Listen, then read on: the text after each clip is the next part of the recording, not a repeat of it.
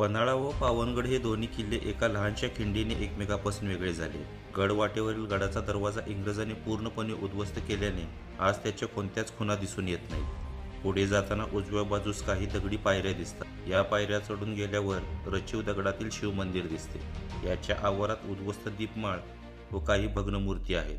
यास नृसिंह मंदिर असेही म्हणतात. याच्या उजवीकडे लक्ष्मी मंदिर असून येथून पुढे गेल्यावर मारुतीचे मंदिर आहे. मंदिराबाहेर हनुमानाचे भग्न शिल्प असून मंदिरासमोर कातळात खोदलेले हनुमान टाक आहे. मंदिरे पाहून रस्त्याने सरळ पुढे आल्यानंतर गडाच्या डावीकडील बाजूस मार्कंडेय जलाशय, कातळात कोरलेल्या या आयताकृती विहिरीच्या काठावर दगडी ढोणी ठेवलेले.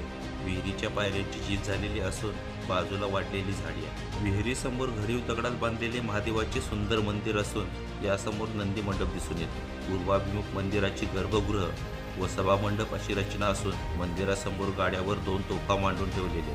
मंदिरा पाठीमागे असणारे टाके तुपाची विहीर म्हणून ओळखले जाते. मंदिरासमोर उद्ध्वस्त राजवाड्याचे अवशेष दिसून येतात. मंदिराच्या डावीकडील बाजूस झाडीतून जाणाऱ्या पायवाट्याने सर्वप्रथम यशवंत बुरुजापाशी पोहोचतो. बुरुजावरून पन्हाळगड तसेच दूरवरील ज्योतिबाच्या डोंगराचे दर्शन होते. याच्या बाजूला चंद्रसूर्य बुरुज असून याच्या एका दगडावर चंद्रसूर्य कोरलेले आहे. गडाच्या दक्षिण बाजूची तटबंदी आजही सुस्थितीत असून दक्षिण दरवाजाच्या बाजूला टेहाळणी बुरुज, बुरुजावर ध्वजस्तंभ आहे.